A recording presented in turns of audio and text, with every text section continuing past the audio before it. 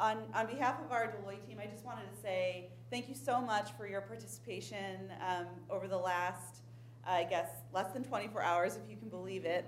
It's no small feat, and we really acknowledge that. And everyone really did do an amazing job and answered the questions that we asked you to answer, which was, in terms of client service, sort of your first and foremost priority. So that is really, really important and critical. We hope that this was a learning experience. It supplements the Maxwell curriculum nicely, and hopefully it gives you sort of another insight into maybe what life as a consultant is like. And really want to encourage, each and every one of you, when we request resumes in a couple of weeks, to submit resumes and seek an opportunity to work with us. It would be a pleasure to work with any of you. So please do submit those resumes if you're not completely scared away from consulting after this experience. So without further ado, we'll go ahead and announce the finalists. We're going to do this in reverse order. We've got a few notes to highlight some of the things we really, really liked about each of the final presentations. And then we'll conclude with the first place winners, which will receive a little prize on behalf of Deloitte as a thank you again for your really outstanding performance. So we don't have a drum roll, but I guess in third place, thank you, Kevin. In third place is Team 8.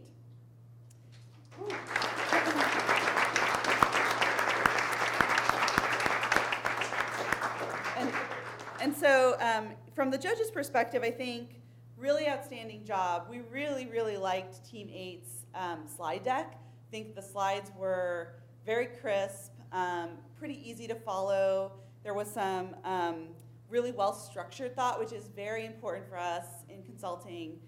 Something we really strive for is high-quality presentations, and very thorough, lots of material as well, which was good, and excellent stakeholder analysis. So again, really, really good job. Those were the things that we really took away as being really top-notch. In second place is Team 6.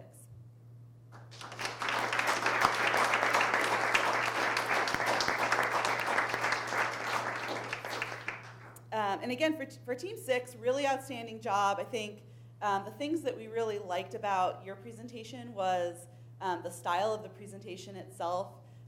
Very well presented. Everyone was very polished. Everyone participated as well, which was part of the ask, and played equal roles in that presentation. So that was really great. And if I can read my notes here,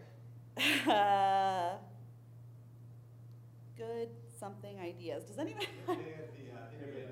Oh, that's right. That says innovative. Innovative ideas. And so in first place is Team 3 by process of elimination.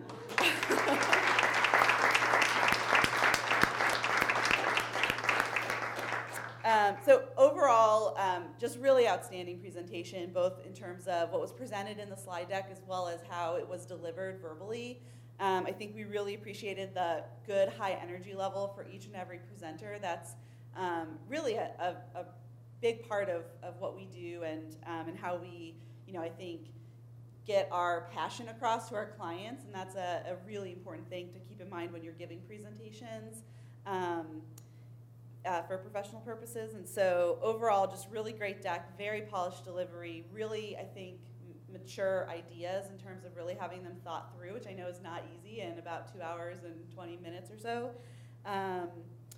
And very good standalone presentation. So one of the other things that we thought was, a lot of times, especially for executive level presentations, you may only really have 10 or 15 minutes. So that really, for future reference is not uncommon.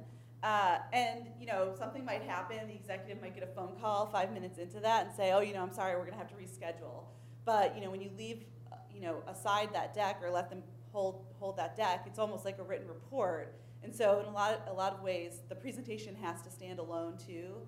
And I thought that team did a really great job of presenting slides that could easily stand alone without being misinterpreted or have too much kind of confusing using information as well. So really, really just strong overall performance. And again, everyone did a really great job. It was hard to pick. We took the full half an hour to deliberate for a reason. So, team 3, please come up, pick up your prizes.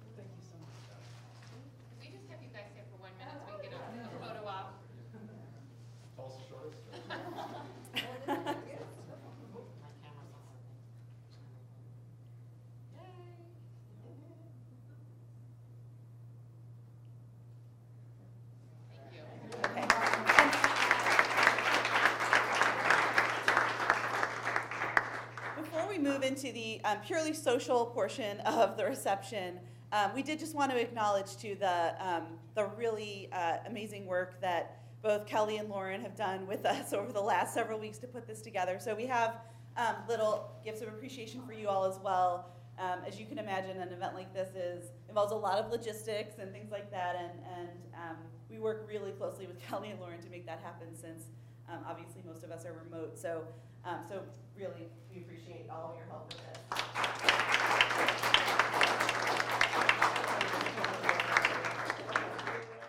I mean, you guys had a day. They had about, I think it was 2 months? They had about 2 months to do this. So they did a very robust data logic model, and they walked the client through all of the revenue projections.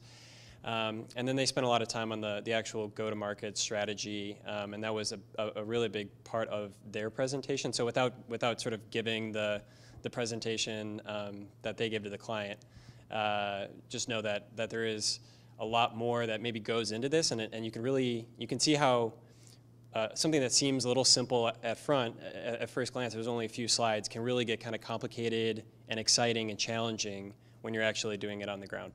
The data is based on real-world data. If you want to look it up, there is an EPA report on e-waste from 2011. However, given that it's 2 years old and a lot has changed in the electronics market in the last 2 years, and given that the data only runs through about 2009, I think, we decided to simplify it and to bring it up to date so that we could make it a more compelling case study.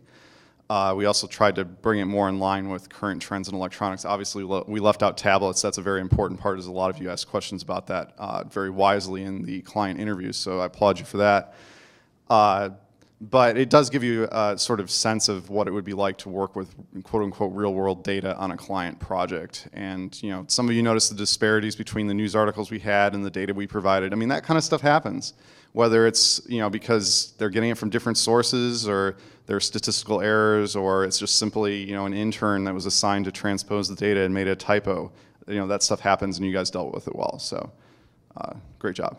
Again, thank you so much. Really look forward to seeing all of your resumes.